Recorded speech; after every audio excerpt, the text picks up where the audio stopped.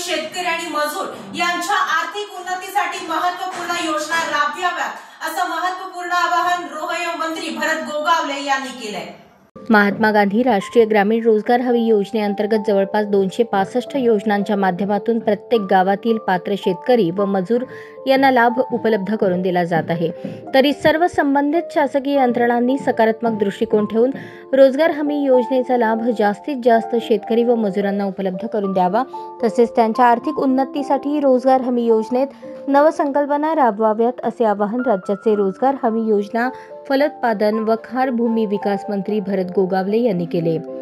रोहयो मंत्री गोगावले नियोजन भवन येथील सभागृहात आयोजित जिल्ह्यातील रोजगार हमी योजनेच्या कामांचा आढावा त्यांनी घेतला।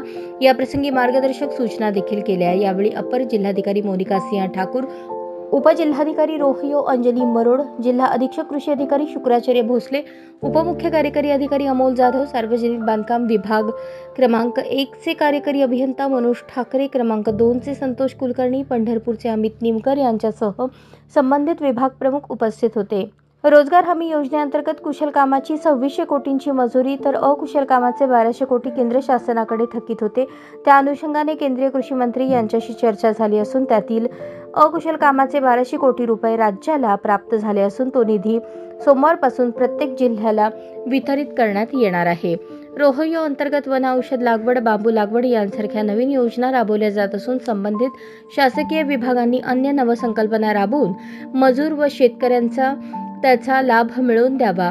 प्रत्येक गावात रोजगार हमी योजनेची कामे सुरू राहतील आणि मजुरांचे स्थलांतर इतरत्र होणार नाही अशा पद्धतीने संबंधित अधिकाऱ्यांनी कामे केली पाहिजेत। या कामात कोणत्याही प्रकारचा हलगर्जीपणा करू नये असे निर्देश गोगावले यांनी दिले।